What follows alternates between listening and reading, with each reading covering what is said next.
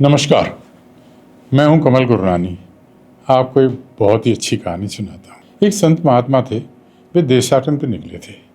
माने एक गांव से वो कहीं जा रहे थे दर्शन के लिए भगवान जी के। रास्ते में जहां भी गांव पड़ता था वो रात्रि विश्राम करते, वहां प्रवचन करते और लोगों को अगर कोई समस्या होती पारिवारिक सामाजिक तो उसका हल भी महात्मा जी से पूछते थे। एक गाँव में जब वो रुके तो गाँव के लोग इकट्ठे होकर उनके पास आए।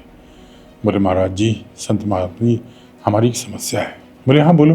बोले, सामने वो जो पीपल का पेड़ दिख रहा है ना, उसके नीचे एक सांप रहता है और वो सांप बहुत जहरीला है। हमने उस सांप को पकड़ने की बहुत कोशिश करी, वो पकड़ में नहीं आया।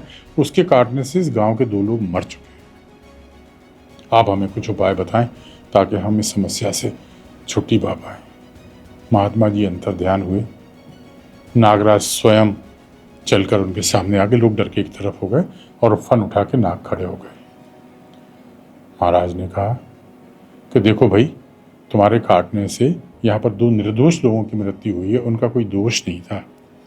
अब मेरा तुमसे अनुरोध है कि तुम लोगों को काटना बंद कर दो। सांप ने फन धीरे से हिलाया और वापस चला गया। उस दिन के बाद सांप ने किसी को नहीं काटा। महाराज जी उसी रास्ते से जब 1 महीने के बाद लौटते हुए उस गांव में आए तो उस गांव में जब उन्होंने प्रवेश किया तो देखा कुछ बच्चे खेल रहे हैं और वो बॉल से नहीं खेल रहे, कुछ फेंक के खेल रहे हैं, एक दूसरे को पकड़ते हैं।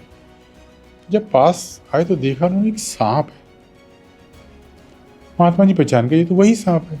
बच्चे दूर होके खड़े हो गए, सांप फन उठा के खड़ा हो गया। बोले, तुम तो वही हो ना जिसे मैंने काटने से मना किया था? बोले, हाँ महाराज, मैं वही सांप। बोले, तुम्हारी क्या दशा हो गई? तुम इतने कमजोर और इतने जख्मी और धूल धूसरित। बोले, महाराज आपने मेरे को काटने से मना किया, इसलिए लोगों का डर निकल गया और वो मुझे इस तरीके से फेंक फेंक के खेलते हैं। अब मैं कुछ कर नहीं सकता, मैं वचनबद्ध हूँ। आपको मैंने वचन दिया था कि मैं इनको काटूंगा नहीं। महात्मा जी 1 मिनट को चुप हुए, फिर बोले, मैंने तुम्हें काटने की मना किया था, फुफकारने के लिए नहीं मना किया था। सार ये है कि इतने निर्बल, इतने कमजोर भी न बनो कि लोग आपका फायदा उठाने लगे। सोच बदले, जीवन बदलेगा। नमस्कार।